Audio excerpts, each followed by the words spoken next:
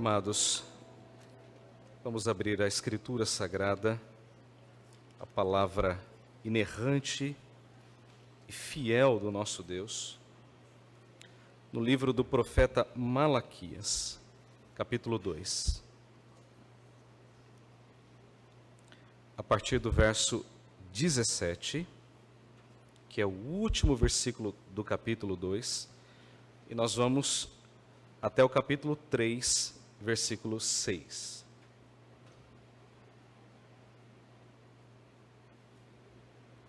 Malaquias, capítulo 2, verso 17. Assim diz a palavra de Deus: enfadais o Senhor com vossas palavras, e ainda dizeis: em que te enfadamos? Nisto que pensais: qualquer que faz o mal, passa por bom aos olhos do Senhor, e desses é que ele se agrada. Ou, onde está o Deus do juízo? Eis que eu envio o meu mensageiro, que preparará o caminho diante de mim. De repente, virá ao seu templo o Senhor, a quem vós buscais, o anjo da aliança, a quem vós desejais. Eis que ele vem, diz o Senhor dos exércitos. Mas quem poderá suportar o dia da sua vinda? E quem poderá subsistir quando ele aparecer? Porque ele é como o fogo do ourives e como a potassa dos lavandeiros.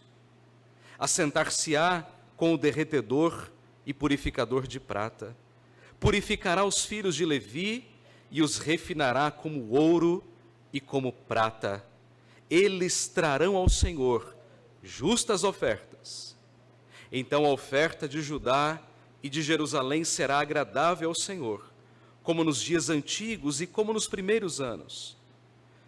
Chegar-me-ei a vós outros para juízo, serei testemunha veloz contra os feiticeiros, e contra os adúlteros, e contra os que juram falsamente, e contra os que defraudam o salário do jornaleiro, e oprimem a viúva e o órfão, e torcem o direito do estrangeiro, e não me temem, diz o Senhor dos exércitos.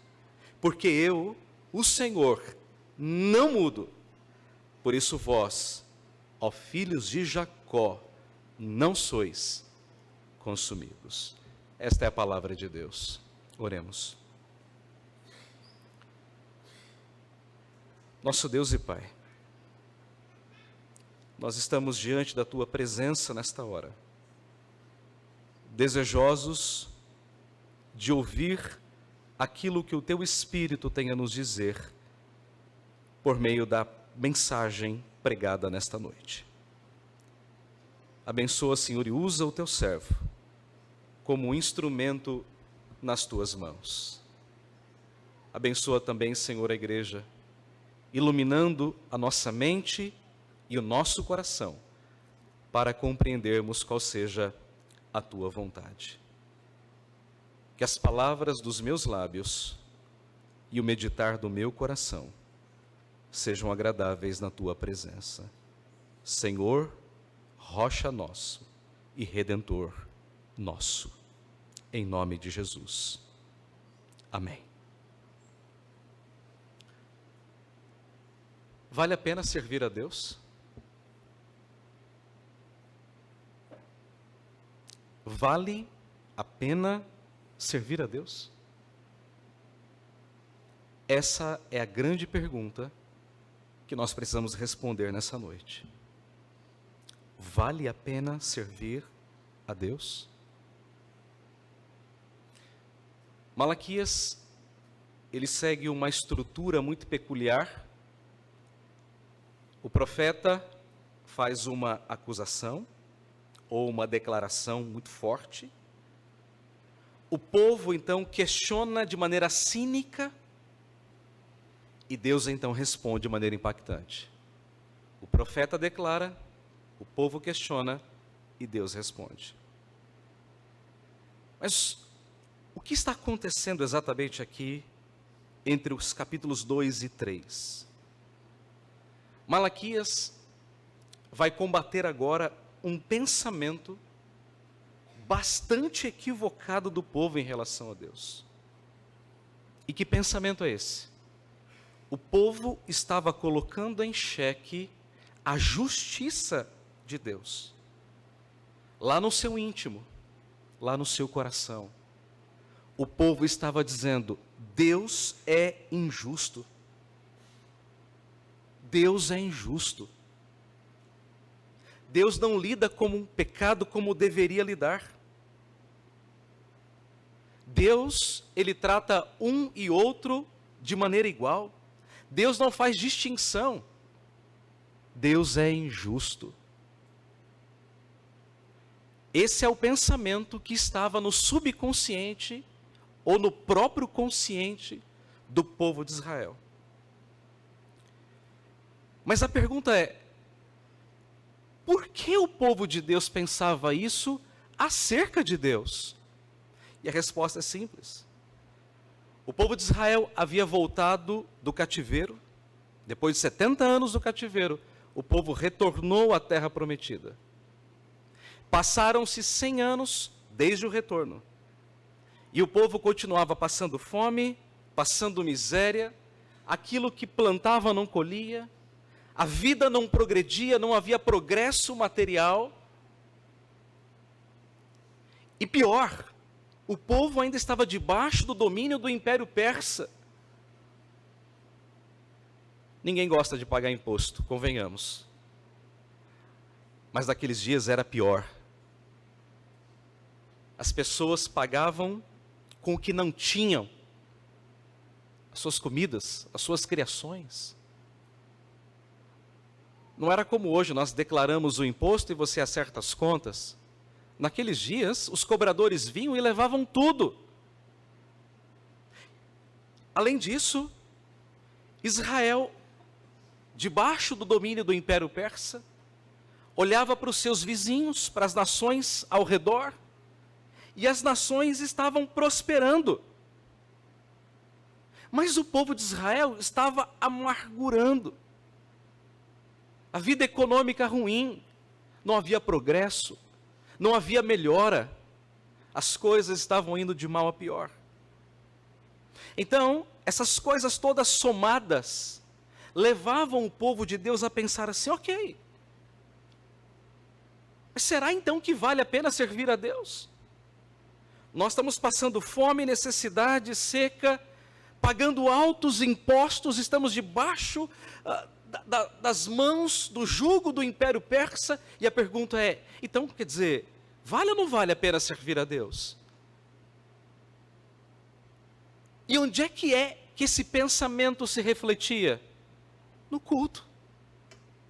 No culto a Deus. É por essa razão que os sacerdotes faziam mal o seu trabalho. Eles eram os responsáveis por fiscalizar as ofertas e não faziam. Eles eram os responsáveis por ensinarem a lei e não faziam. O povo que deveria levar o melhor para Deus, levava o pior. Animal coxo, cego, quebrado, dilacerado, semi-morto. E eles levavam aquilo para Deus e diziam: está aqui, Senhor, é o melhor que nós temos. Mas lá, no fundo da mente deles, está martelando uma pergunta: será que realmente vale a pena servir a Deus?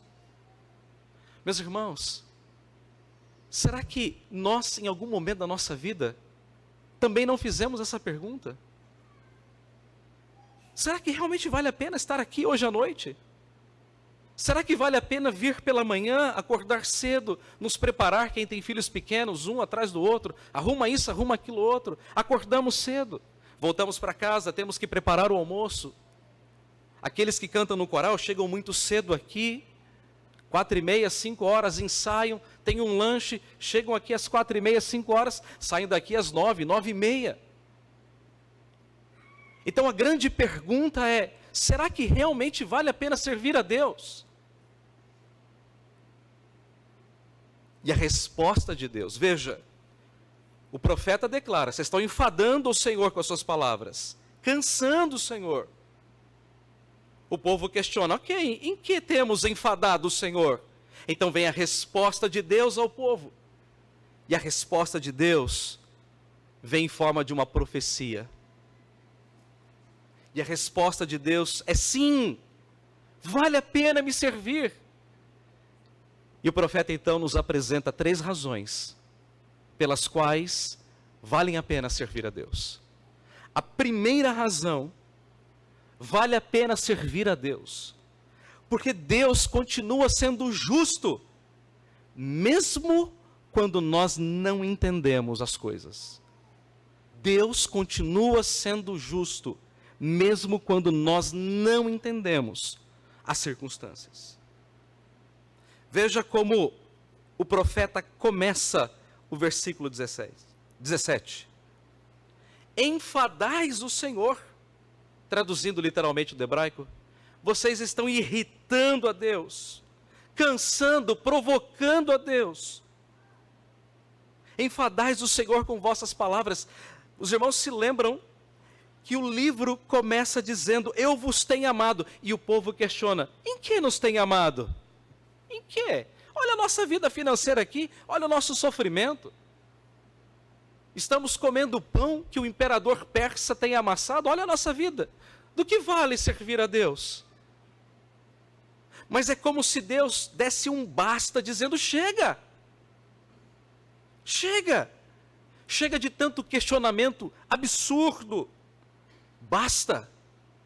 Como um pai que diz para o filho, depois do filho tanto insistir: chega!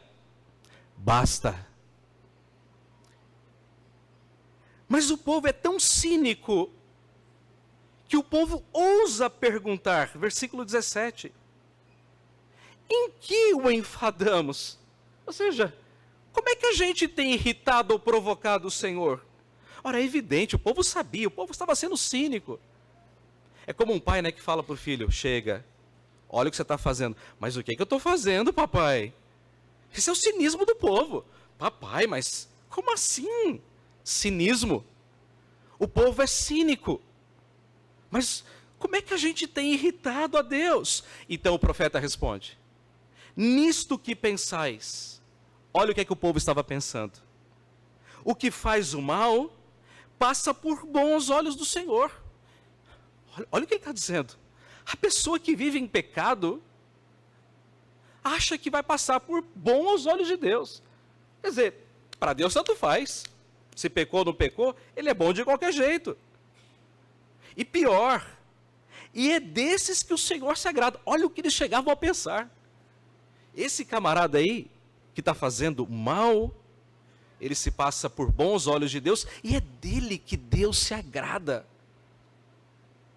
Olha a que ponto chega o pensamento de um povo. E se isso não bastasse, o povo ainda pergunta a Deus: onde está o Deus da justiça? Onde está Deus? Deus não vai fazer nada? Deus não vai agir em absolutamente nada? Agora, por que o povo está pensando isso? E aqui está o grande ponto da questão. Na mente do povo, Deus não estava agindo com justiça, ao não fazer diferença entre os ímpios e os crentes, o povo de Deus e as outras nações.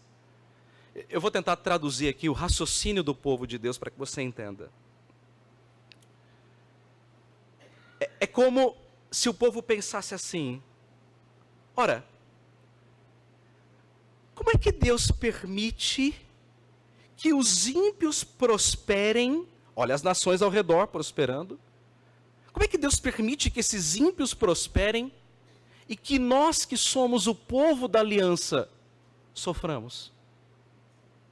Percebeu o que estava na mente deles?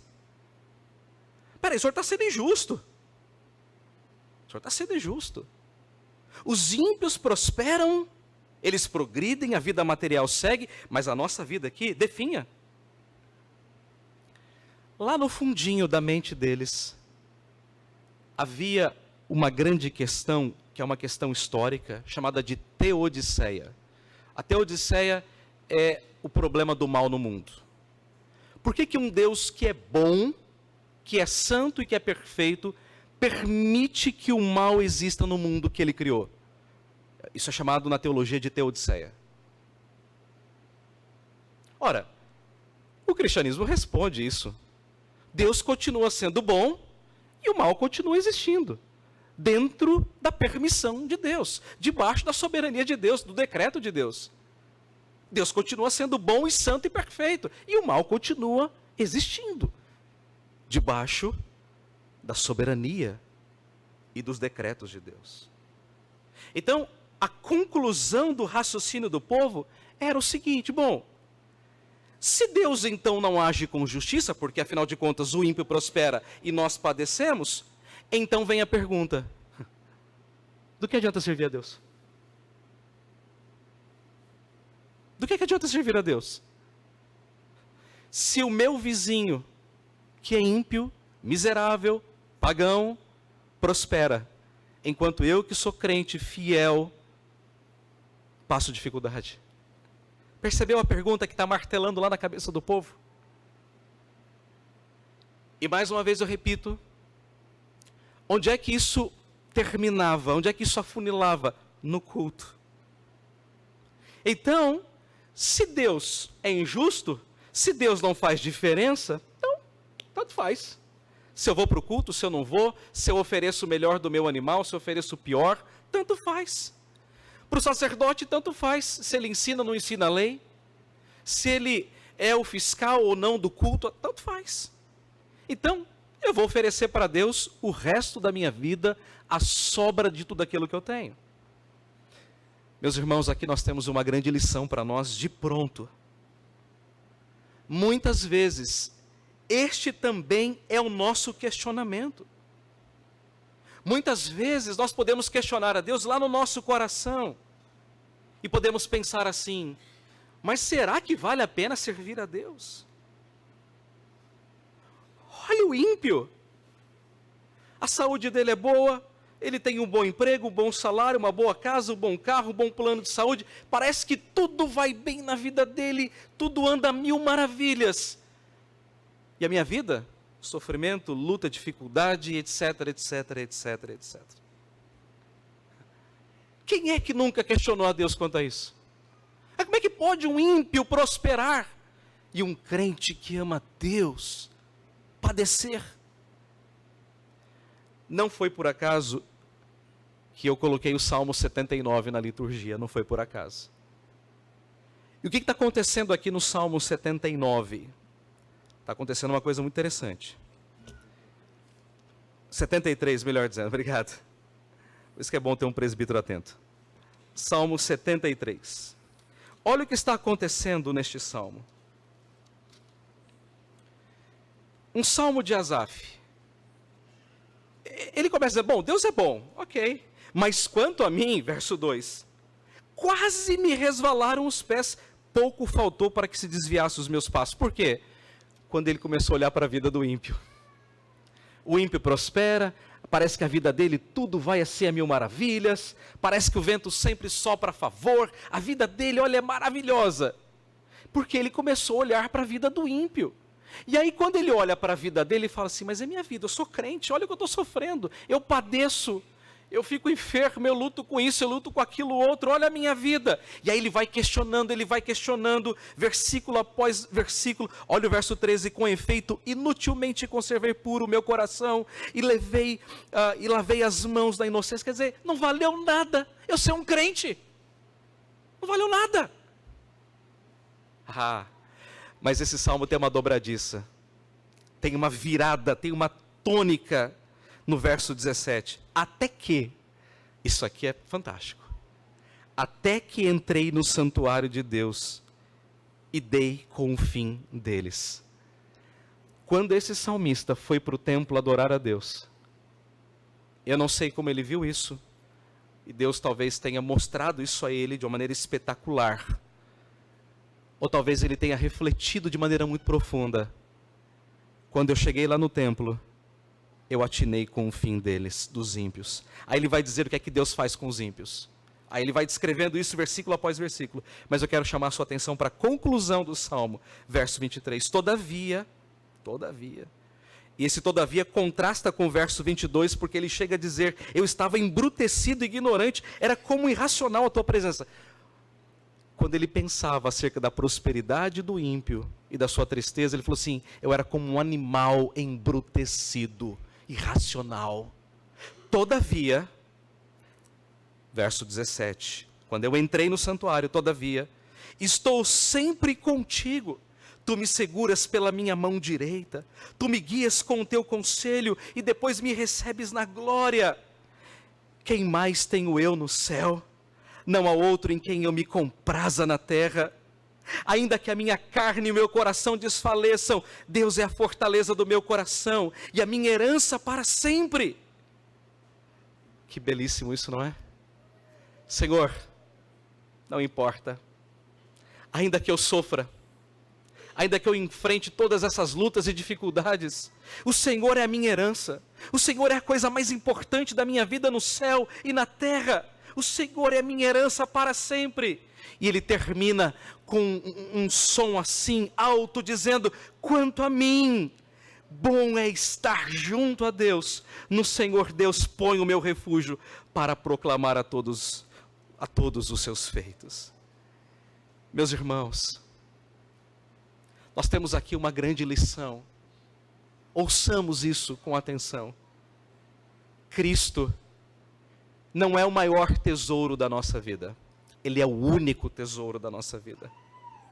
Naquele dia final, os ímpios, eles receberão a paga por tudo aquilo que eles fizeram, e porque principalmente eles rejeitaram o Senhor. Ao contrário, os crentes serão exaltados em glória, os crentes serão glorificados, consolados e recompensados por sua fidelidade. Então, meu querido irmão, não importa o quanto os ímpios prosperem, não importa o quanto você sofra neste mundo quebrado e caído, o fato é aquilo que o apóstolo Paulo afirmou, porque para mim tenho por certo que os sofrimentos do tempo presente não se podem ser comparados com a glória a ser revelada em nós. Vale a pena servir a Deus? Vale a pena. Por quê? Porque Deus continua sendo justo, mesmo que a gente não entenda o agir de Deus. A sua vida pode estar de ponta cabeça, você pode estar enfrentando um turbilhão de coisas, mas eu quero lhe dizer, vale a pena servir a Deus. A segunda razão pela qual vale a pena servir a Deus é porque Deus nos purificou para adorá-lo. Isso está no capítulo 3, versículos 1 a 4. E aqui está a resposta de Deus ao povo. E essa resposta ela vem em duas parcelas. Na primeira parte, nós vemos a purificação que Deus faz. A segunda parte, que veremos na terceira razão, é o juízo de Deus. E qual é a resposta de Deus ao povo diante do questionamento? Em que temos enfadado o Senhor? Olha a resposta de Deus, eu, o Senhor, eu vou destruir os ímpios e vou abençoar. Aliás, o povo questiona, e o povo, aliás, esperava que Deus respondesse, não, ok, eu vou destruir os ímpios e vou abençoar o meu povo. Mas essa não é a resposta que Deus vai dar ao povo. Aliás, uma resposta bem diferente, né? Veja o versículo de número 1. Eis que eu envio o meu mensageiro. E o que ele fará? Preparará o caminho diante de mim. E de repente, virá ao seu templo o Senhor, a quem vós buscais, o anjo da aliança, a quem vós desejais. Eis que ele vem, diz o Senhor dos exércitos. Quem é esse mensageiro que Deus promete aqui no versículo de número 1. Alguns falam, não, é Malaquias porque o seu nome significa mensageiro. Na verdade não, porque isso é uma profecia. Uma profecia distante ainda. E a Bíblia nos dá conta de que esse mensageiro é chamado de João Batista. Lá no Evangelho de Mateus, capítulo 3, versículo 3, a Bíblia diz que ele é o mensageiro do Senhor. Aquele que viria para preparar o caminho do Senhor. E olha que coisa interessante. Malaquias é o último livro do Antigo Testamento. O último. O próximo livro é Mateus. E quem surge pregando e preparando é João Batista. Quantos anos depois? 400 anos depois. João, ele vem para encerrar o que nós chamamos de um ciclo profético. E qual é a mensagem que João traz? Deus te ama e está tudo certo? Não. A mensagem de João Batista é: arrependei-vos, porque está próximo o reino dos céus. Eu venho para batizar com água, mas virá aquele do qual não sou digno de desatar as suas sandálias, o qual vos batizará com o Espírito Santo e com fogo. Então notem que Deus está dizendo, eu vou vir, mas primeiro eu enviarei o meu mensageiro. Mas agora Deus vem. Veja o versículo 1. De repente, isto é, depois desse mensageiro, que nós sabemos que é João Batista, de repente, isto é, ato contínuo, virá ao seu templo o Senhor, a quem vós buscais, o anjo da aliança, a quem vós desejais. Eis que ele vem, diz o Senhor dos exércitos. E o que ele fará? Veja o versículo 2. Mas quem poderá suportar o dia da sua vinda? E quem poderá subsistir quando ele aparecer? Porque ele é como o fogo do ourives e como a potassa dos lavandeiros. Assentar-se-á com o derretedor e purificador de prata. Purificará os filhos de Levi e os refinará como ouro e como prata. E eles trarão ao Senhor justas ofertas. Então a oferta de Judá e de Jerusalém será agradável ao Senhor, como nos dias antigos, como nos primeiros anos. O que é que Malaquias está dizendo? Que vai chegar uma época em que o anjo da aliança viria para trazer purificação e para trazer juízo. O profeta usa duas figuras. Usa a figura do ourives. O ourives era aquele que mexia com pedras preciosas, com metais preciosos. E como é que o ourives trabalhava? Ele pegava o fogo, ele colocava esses metais no fogo. Quando o ouro se fundia e quando as impurezas, os outros metais se fundiam, aquilo se separava. Ele usa uma outra figura, a figura de alguém que está lavando roupa, um lavandeiro, que usava a potassa, que eram sais minerais colocados na água para retirar as manchas. Então essas duas figuras juntas estão dizendo o seguinte: Deus virá ao seu templo para purificar o seu povo, para separar as impurezas, para lavar, para limpar, para purificar. E a pergunta então é: quando é que essa profecia se cumpre? Essa profecia se cumpriu há 2000 anos atrás, quando Deus enviou o anjo da aliança, chamado Jesus Cristo. Ele veio para morrer na cruz do Calvário e através do seu sangue nos purificar dos nossos pecados. Nós não precisamos mais de um sumo sacerdote imperfeito. Nós não precisamos mais de uma oferta imperfeita. Nós não precisamos mais da fumaça do altar. Nós não precisamos mais de um sacrifício. Nós não precisamos mais de um templo, porque todas essas coisas se cumpriram na pessoa de Cristo Jesus. Ele derramou sobre nós o sangue da nova aliança. O sangue que nos purifica de todo o pecado. Não é um padre, não é um pastor, não é um sacerdote que nos purifica, é o sangue da nova aliança. É assim que Deus faz, é assim que Deus fez. E qual é o resultado disso? Final do versículo 3 e versículo 4. Eles trarão ao Senhor justas ofertas. Então a oferta de Judá e de Jerusalém será agradável ao Senhor, como nos dias antigos, como nos primeiros anos. Meus amados irmãos, hoje nós estamos aqui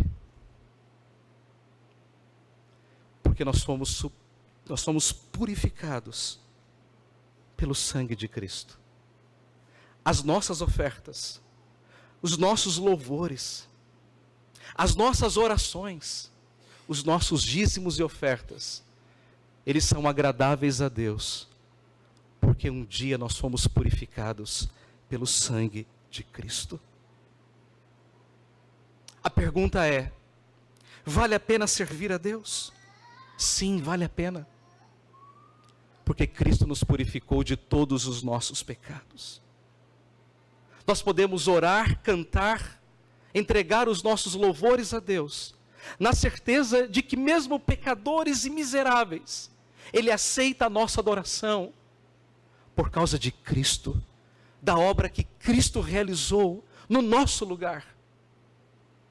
Então nós não estamos aqui nessa noite perdendo o nosso tempo com ofertas vãs, com louvores vãos, com tudo que é vão, não, em absoluto. Nós estamos aqui porque Deus aceita a nossa adoração, porque Ele nos purificou para isso. Ele nos lavou, Ele nos redimiu para isso. Isso é motivo para nós virmos ao culto. É motivo para nós cultuarmos a Deus e entregarmos a Ele o melhor da nossa vida, do nosso tempo, dos nossos louvores, das nossas energias. Em terceiro lugar e último, a última razão que Malaquias nos dá, razão pela qual devemos servir a Deus e vale a pena servir a Deus, é porque lá no final, Deus julgará todas as coisas, inclusive as nossas obras. Veja como Malaquias termina a sua profecia. Versículo 5. Chegar-me-ei a vós outros para juízo. Serei testemunha veloz contra os feiticeiros, e contra os adúlteros, e contra os que falam falsamente, e contra os que defraudam o salário do jornaleiro, e oprimem a viúva e o órfão, e torcem o direito do estrangeiro, e não me temem, diz o Senhor dos Exércitos. A segunda parte da profecia é o juízo de Deus. Uma parte da profecia, ela já se cumpriu em Cristo, nós somos purificados. Mas a segunda parte da profecia, ela ainda haverá de se cumprir. Lembre-se que o povo estava colocando em dúvida a justiça de Deus. Como se Deus não se importasse com o pecado. Como se Deus não fizesse distinção entre o justo e o ímpio. Então Deus dá uma resposta muito forte ao povo. Deus está dizendo: eu virei, mas eu virei para disciplinar todos os ímpios do meu próprio povo. Aliás, o juízo de Deus não começará com o mundo, começará com a igreja. O apóstolo Pedro diz que a ocasião de se começar o juízo será pela casa de Deus, pelo povo da aliança, pelo povo de Deus. Então Malaquias apresenta uma lista dos pecados que o povo de Israel estava cometendo, vários pecados: adultério, mentira, roubo, engano, defraudação. Veja, o povo de Israel estava dizendo o seguinte para Deus: os ímpios prosperam, nós padecemos. O Senhor não vai fazer nada? O Senhor não é justo? E qual é a resposta de Deus? Eu vou mostrar a justiça para vocês. Mas eu não vou começar com os povos ímpios. Eu vou começar com vocês. vocês que são o meu povo. Meus irmãos, Deus, ele poderia ter destruído o homem lá em Gênesis 3, quando o homem pecou, Deus não o fez. Deus poderia ter destruído toda a raça humana em Gênesis capítulo 6, e Deus não o fez. Deus poderia ter destruído tudo no dilúvio, mas Deus não fez. Deus poderia ter destruído o seu povo no deserto, aquele povo que murmurava dia após dia, mas Deus não fez. Deus poderia ter destruído o seu povo na Babilônia, como fez com o reino do norte, que nunca voltou, mas Deus não fez. Deus poderia ter destruído o seu povo depois do retorno do cativeiro, mas Deus não fez. E por que Deus não fez? Por quê? Por causa do verso 6. Veja o que Deus diz. Porque eu, o Senhor, não mudo. Eu, o Senhor, não mudo. Por isso vós, ó filhos de Jacó, não sois consumidos. O Deus da aliança, o Deus que fez a promessa de separar um povo exclusivamente seu, nunca mudou e Deus nunca mudará. Deus é imutável. A Bíblia diz que Deus não é filho do homem para que minta. Deus não é filho de homem para que volte atrás. Deus, aquilo que Ele decreta, Ele cumpre no seu tempo e do seu modo. E é por isso que Deus está dizendo, olha, eu poderia ter liquidado com vocês, mas não fiz, por causa de uma promessa que eu fiz, de separar um povo para a minha glória e para a minha honra. De tal maneira, irmãos, que Deus sempre ao longo da história preservou um povo seu, um povo zeloso, santo, diferente. E apesar dos pecados do seu povo, Deus está preservando uma semente santa. E de fato, irmãos, Deus cumpriu essa promessa. Deus enviou seu próprio Filho para morrer não pelo mundo, mas pelos eleitos, mas ao mesmo tempo para condenar todos aqueles que o rejeitaram como Salvador. Agora, irmãos, haverá um dia quando Cristo haverá de voltar. A Bíblia chama isso de o grande dia, o dia do Senhor. Naquele dia, o Senhor haverá de acertar contas com todos nós. Cada um de nós, eu e você, prestaremos contas ao Senhor da maneira como nós desenvolvemos a nossa salvação.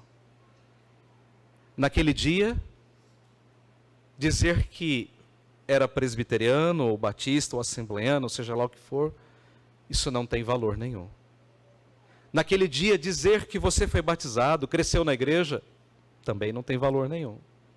Naquele dia, dizer que você era presente em sociedade ou ativo, isso também não tem valor nenhum. Se tudo isso não estiver em Cristo. Eu não estou dizendo que essas coisas não tenham valor, mas elas por si só não terão nenhum valor se você não estiver em Cristo Jesus. Meus irmãos, vale a pena servir a Deus, porque naquele dia final, o Senhor haverá de acertar contas com cada um de nós. Ele haverá de retribuir aqueles crentes que são fiéis. Concluindo, vale a pena servir a Deus? Vale realmente a pena servir a Deus? Sim, vale a pena. Primeiro, porque Deus continua sendo justo, mesmo que a gente não entenda. Deus continua sendo justo. Vale a pena servir a Deus, porque Deus já nos purificou para adorá-lo, embora tão pecadores e miseráveis. Nós adoramos a Deus pelos méritos de Cristo. Terceiro, vale a pena servir a Deus, porque Deus haverá de julgar todas as coisas.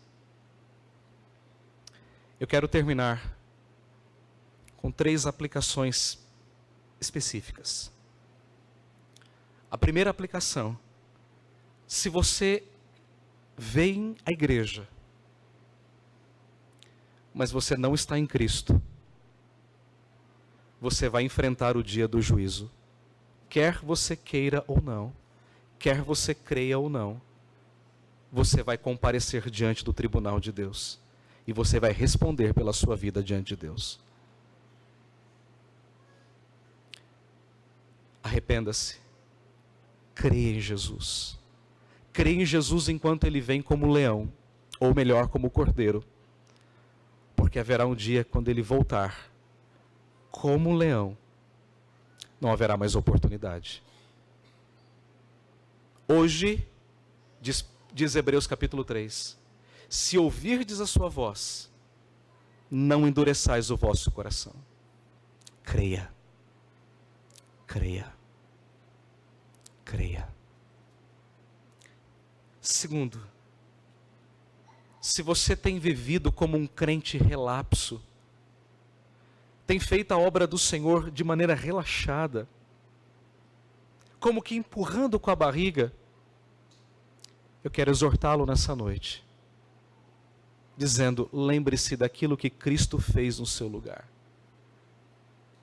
Não deve ser o pastor que te motiva, nem os presbíteros, nem a igreja, pai ou mãe ou filho. Eu vou à igreja por causa dos meus filhos. Errado. Eu vou à igreja por causa dos meus pais. Errado. Eu vou à igreja porque senão o pastor me escreve na segunda. Errado. Eu vou à igreja porque senão o conselho cobra. Errado. Eu vou à igreja porque eu sou religioso. Errado. Eu tenho que vir à igreja, eu tenho que vir ao culto, porque Cristo morreu por mim. Ele me salvou para isso. E o culto é a minha resposta de gratidão àquilo que Ele fez por mim na cruz do Calvário. Se Cristo não for o motivo de você estar aqui, você está perdendo o seu tempo, em absoluto. Então, meu querido irmão, repense as suas motivações para vir ao culto adorar ao Senhor, para fazer a obra do Senhor. Repense, no nome de Jesus, repense. A terceira aplicação: se você é um crente fiel, eu sei que muitos aqui são, continue servindo a Deus. Mesmo que a sua vida enfrente um turbilhão de coisas negativas, continue servindo a Deus. Continue servindo a Deus.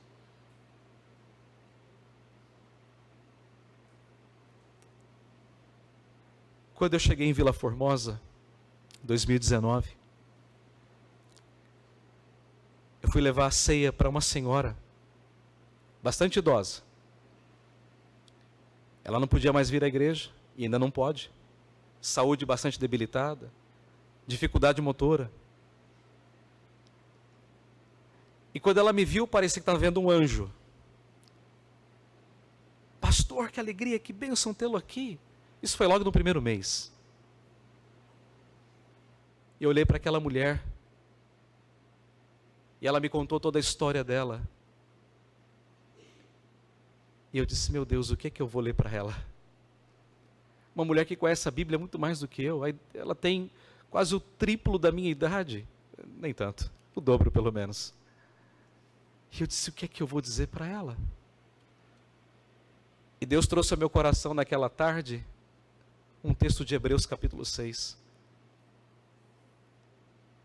Quando a Bíblia diz assim: porque Deus não é injusto para se esquecer do vosso amor e do vosso trabalho. Deus não é injusto para esquecer do vosso amor e do vosso trabalho. Quando eu disse isso, os olhinhos dela assim se encheram de lágrimas. Essa mulher se chama Eunice Wenzel de Paula, mais conhecida como Dona Eunice. Ela serviu a Deus a vida toda e agora está numa cadeira de rodas. Ela não pode vir ao culto. Mas Deus não é injusto para se esquecer de todo o labor dela. Vale a pena servir a Deus? vale a pena servir a Deus. Porque no dia final, quando Cristo voltar em glória, nós haveremos de ressuscitar. E nós estaremos diante do trono do Cordeiro. E o que nós queremos ouvir, eu e você, seja bem-vindo, servo bom e fiel. Entra no gozo do teu Senhor. Amados, vale a pena servir a Deus. Amém. Pai Celestial, aplica, Senhor, essa mensagem ao nosso coração nesta noite. Que aqueles que ainda não pertencem a Ti, entreguem a sua vida ao Senhor, de todo o coração. Aqueles que têm feito a obra do Senhor relaxadamente, que sejam despertados, que sejam exortados, a trabalharem para a glória do Senhor. E aqueles, ó Deus, que têm trabalhado fielmente, mas que têm sofrido tantas lutas e dificuldades, que eles nunca se esqueçam que vale a pena te servir. Vale a pena te servir.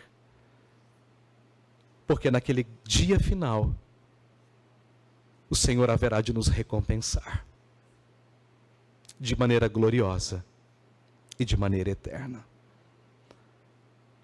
Que a Igreja Presbiteriana de Vila Formosa continue servindo ao Senhor com amor, com zelo, com fidelidade e humildade, até aquele dia final.